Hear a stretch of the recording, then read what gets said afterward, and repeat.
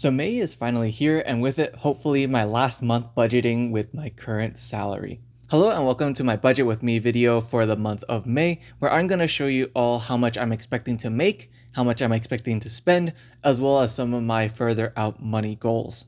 A very special welcome back to the 17% or so of y'all who are subscribed, and if you're new here, I'm Raymond, a software engineer on the path to financial independence and retiring early, and I've managed to save over $100,000 so far.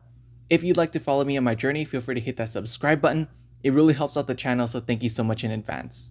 Without further ado, let's start by taking a look at my income, all $6,622.50 of it. Starting with my 401k, I'm expecting to add $3,021.18 into my 401k, bringing my total contribution for 2024 to $15,941.34.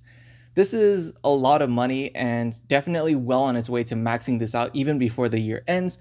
But really what I'm looking for is to max out my pre-tax portion of my 401k so that I can start working on the after-tax portion of our 401k. Next up is my HSA, which I'm expecting to add $262.50.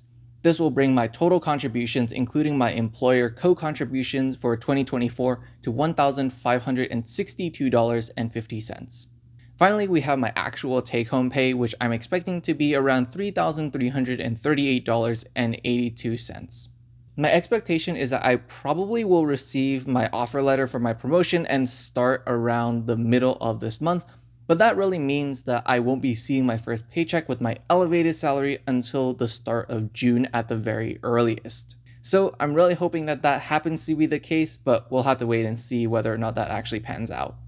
Next up, we have my expenses, including my contributions towards my money goals, all $2,966.82 of it. Starting with my rent as well as other necessities, I'm expecting to be paying around $1,700.17. This includes utilities, internet, and everything else in between that is necessary for me to remain where I am and have a roof over my head. Next up is transit, and even though I switched up my methodology for calculating how much I'm going to need in a month, I still ended up at the same number that I budgeted for last month at $70, so that's where it's going to be. In case you don't know, I don't own a car where I live, which is really just a factor of being lucky with where I picked out in terms of living, as well as having some awesome friends, so this is definitely not a standard case here. In any case, I also go into the office 3 times a week, so those are really where my transportation expenses come from. I generally try to stay home on the weekends. Finally, for groceries, I'm expecting to be spending around $400 for groceries. Next up, for my flexible expenses, I'm allocating $50 towards eating out. I'm really trying to actually push myself to be spending this and really use that money towards enjoying life. Finally, for miscellaneous expenses, I'm allocating around $200 that I can spend either this month or for future expenses. I am kind of budgeting or expecting to be buying some pretty large or expensive items in the future, so I'm trying to cut back on some of my miscellaneous expenses so that I can start saving up for those. Finally, we move on to some of my longer term money goals, starting with tuition, which is $0. I just wrapped up my semester of my master's program, and I think it's time for me to take a break from that. I actually did fully fund this bucket to $647 last month, and so I'm just going to be keeping it as is since I'm not going to be taking any classes over the summer or really anything in the future as far as I know for now. Next up are my student loans as well as my medical bills at $177.07 that I plan to deposit into it. This is a sort of half bucket fund sort of thing where I take money out every single month as well as put money in for the next month. So this is just constantly in ebb and flow.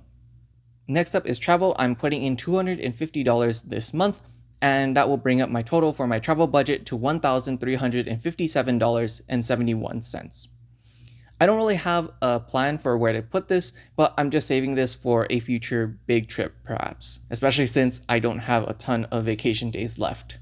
Finally, I have my fund that's for credit card annual fees at $119.58, and this will bring up my total pot for that money to $434.80 for the year. I've already paid some of the more expensive credit card annual fees this year, primarily my American Express Platinum card, but I still have some others that are on the way, so I'm just going to be keeping this money pot filled. But that's going to be it for my budgeting video for May. I'm really just kind of waiting to see when or if I get that promotion and get that formal offer signed. And I'm really hoping to be able to share all those details with you as they come out. But other than that, thank you so much for watching, and I'll see you all in the next video.